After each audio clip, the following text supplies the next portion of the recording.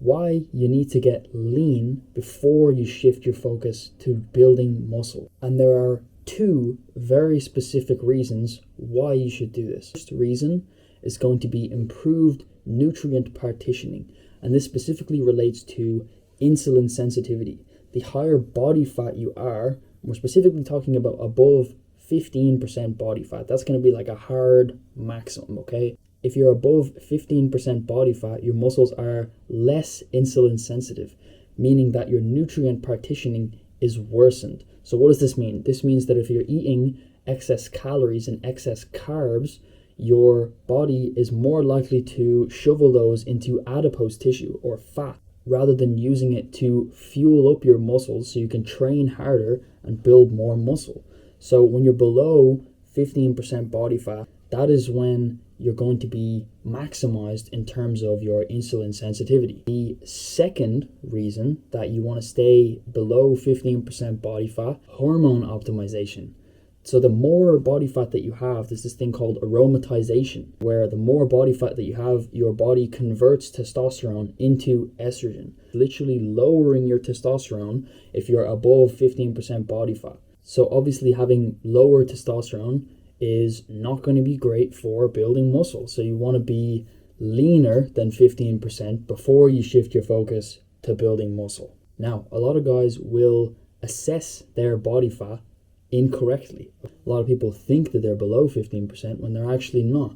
Tons of guys are in that range between 15 and 20%, which still appears relatively lean, but you're not actually in the optimal range. So here are some examples of what being around 15% actually looks like. So if you think that you are a higher body fat percentage than what this looks like, you're probably not in the optimal range. The best thing to assess it is going to be that visual representation.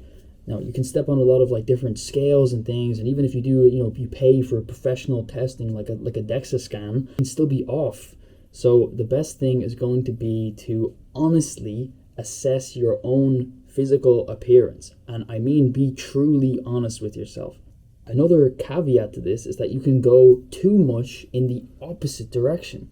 If you are extremely lean, you diet down and get extremely lean. I'm going to say below 8% body fat, that is not going to be optimal either. There's sort of a Goldilocks zone where you're maximizing the nutrient partitioning from insulin sensitivity and you're maximizing your hormone profile. I'm going to say it's in the range of 10 to 15% body fat. That's kind of like the Goldilocks zone. What I would recommend is when you cut to 10% body fat, and that is where you stop, and that's going to maximize your visual aesthetics anyway.